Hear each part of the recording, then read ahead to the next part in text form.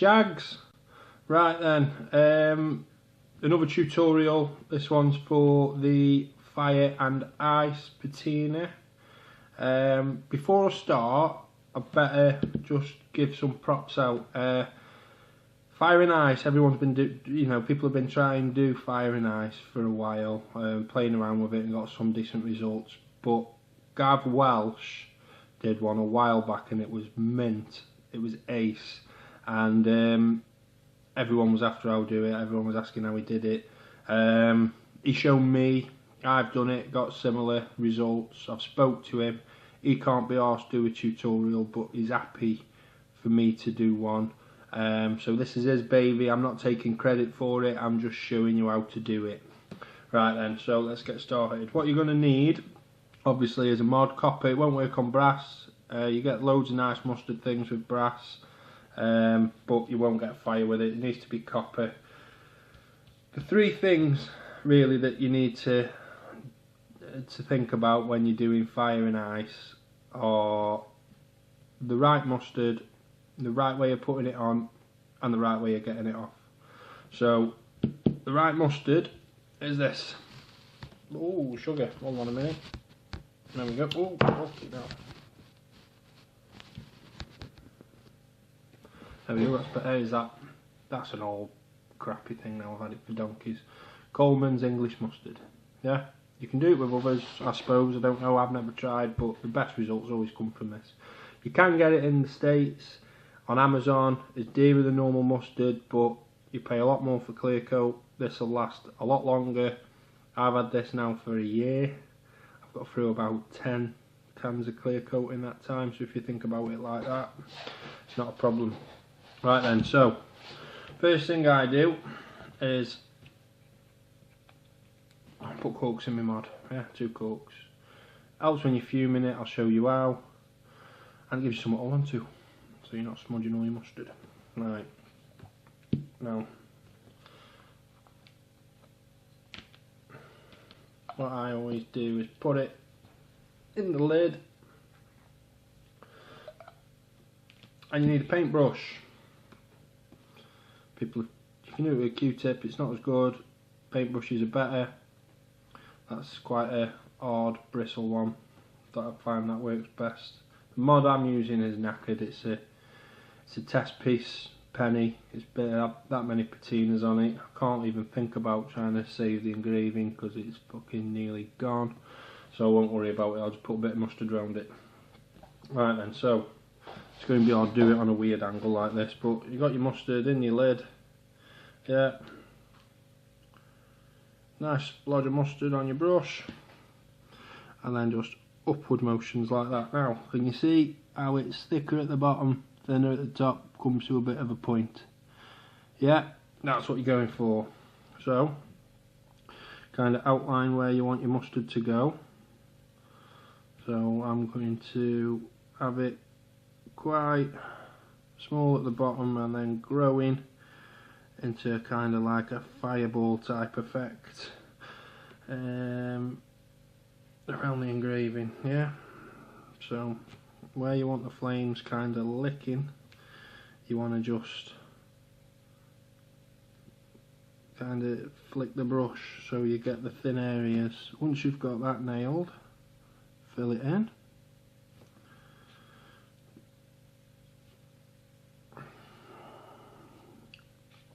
Like this. Any areas that you want to save with the mustard, you'll see a couple on the pictures that are in this. I normally fill with nail varnish, and then I put a nice big blob of mustard around it, and the thicker the blob, the lighter the area, the thinner mustard on there, the darker the area, because it fumes quicker. Right then, so now you've got that, what you need to do is kind of just mess it up, but using upward motions, because that's the way the flames will be going. Make sure you've got different texture all the way up, so thinner bits. Doesn't matter if you leave bare copper, because there will be a very small residue of mustard on there, and it'll stop the patina from going blue, and you'll still get your fire. I'm going to turn this around so I can actually see what I'm doing. Hold on a minute, and then I'll show you after.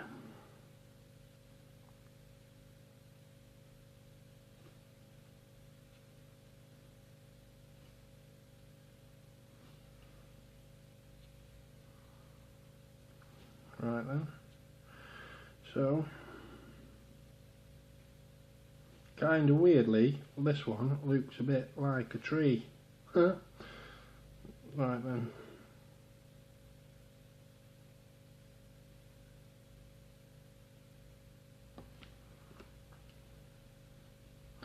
so that's what we've got so far. So you see how it's like thin at the bottom, then getting bigger as we get to the top. Yeah, what I'm going to do is I'll make the bottom, because that's just a little long splodge, I'll make it so it's licking a bit more. So we'll do that. Let's clean the brush off, and then just flick through it a little bit.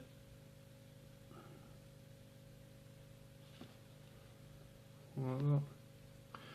And then I'll put a couple of little splashes around it, like that. And over the back where there currently is nothing, I'll probably just put a few at the top.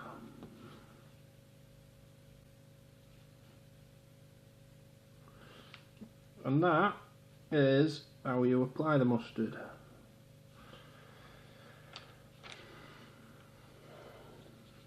There we go. Yeah, doesn't look like much. Hopefully it'll turn out pretty decent. So I'll go over to my fume chamber now, and I'll talk you through that bit. See you in a sec. Right then, so this is my setup for the fume chamber. It's the same as the Tortured Soul one. I did talk you through it then, but if you haven't seen that, I will again. It's basically an airtight Tupperware box with a sock in the bottom to soak up your patina solution, and 2 screws through the sides to hold your corks. Right, now, in my spray bottle there is ammonia. It's 10% ammonia. I think that's about the average strength you get. And in there is dissolved the shed load, as much as can possibly dissolve, of a combination of reef salt and pink Himalayan salt. Right then, so get your sock or whatever, tissue paper or whatever, nice and wet, and then you load your mod on. Hold on a minute. As if like magic, it's in there. Right then, so you can see, hold on, if I get a bit of shade over it, that mustard's already started going red, and I've literally only just put it in. Right, so once it's in there, spray, turn, spray, turn, spray, turn. There we go, it's going orange now. Right then, now this is I normally do about 1.5 hours. So I'll come back, I'll spray and turn every 20 minutes, and I'll bring my camera with me so you can see how it's going. I'll see you in 20 minutes. Right then, so 20 minutes down, take the lid off. Right then, see how blues are just starting to form, and the thinner areas of mustard have started going black. Hold on a minute, got an idea. Put that on there, turn that on, it's better now you can see. Right then, so yeah, blues are starting, thinner areas of mustard going black. So, quarter turn, spray bottle, single mist, single spray. Don't put loads of spray on, because if you do that, you wash the mustard off, everything looks shit. Right, so single spray, done. Right then, see you in 20 minutes. Hello, another 20 minutes down. There we go, a lot more blue. I'm not keen on them little splodges, them little patches of blue, I don't know how we're going to get rid of that. But as you can see, more blue, more of the mustard has gone black. So That's where it was. Another half turn. Quarter turn, sorry. Double spray. There we go. See you in 20 minutes. Right then. Another 20 minutes done. Starting to look nicely blue. Quite spotty. I don't like that at all. That is probably little concentrations of salt where I've sprayed it. Don't like it. But there you go. See how it's nearly all black. So where was I? 1, 2, 3. Right then. I did 2 then. I know I said only do 1. But I'm trying to get rid of that spottiness. I haven't got much longer to fume. You know, if I was doing a longer fume, that would probably go because the pockets would be in different places and it'd all go that lighter blue colour. But I haven't got longer, so. Right then, last 20 minutes. I'll probably do this one half an hour then, so then it's an hour and a half rather than an hour and 20. I'll see you in half an hour. Right then, should be done now. Hold on a minute. Right then. Now, I'm not happy with that spottiness. Some people might like it, I don't. You can see it there. Now, one way, the problem with it is because it's such a short fume, sometimes you're going to get that. Easy way of stopping it is by spraying the mod first and letting it dry, so it's got a fine mist of salt all over it.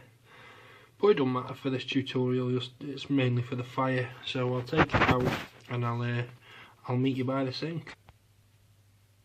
Right then, so cold water.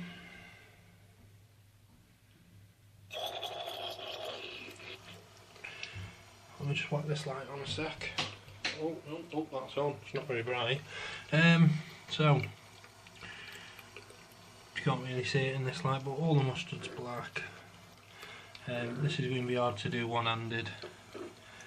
What you need to do is just let the stream of water rinse the mustard off. It takes a while, so then you have to give it a bit of a helping hand with your fingers. But there you go. You can see that one there is a flame. Look. Hold on a minute. I'll just have to give it a bit of a hand with my fingers.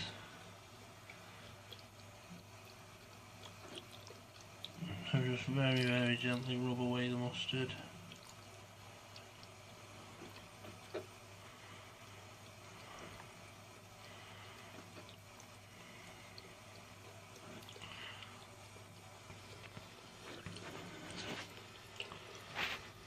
This is really, really hard to do because I'm holding it at the same time.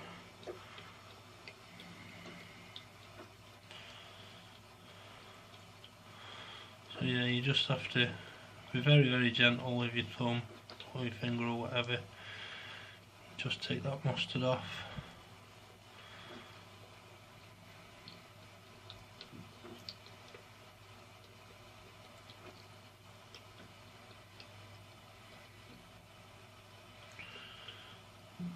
You have to do it straight out the fume chamber, otherwise if it dries on you're never getting it off.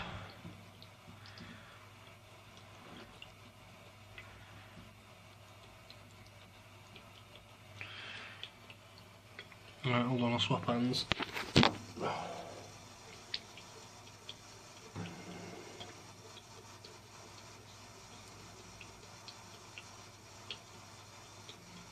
Flip it back. Can't swap hands.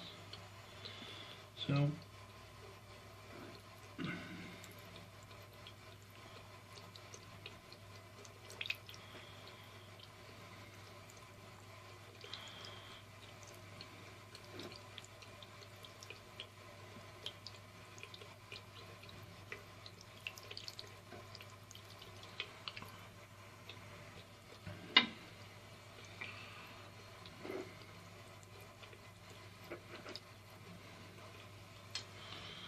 right, that's it all off. I'll meet you in the other room and I'll show it you. Hello. So there's the reveal. Needs a few coats of clear on it. But as you can see, where the big thick mustard was, there's your lighter spots. See that there? Watch this. Right, I'm not bothered about this because it's a test piece. I would normally keep that, but see that little dark spot there? Watch this.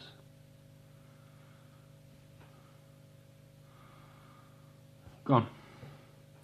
So you can lighten it up. That's what I was talking about when I said the right way to take the mustard off. Right, so where you've got little dark patches within it, if you want more light, see there's another one there, watch this.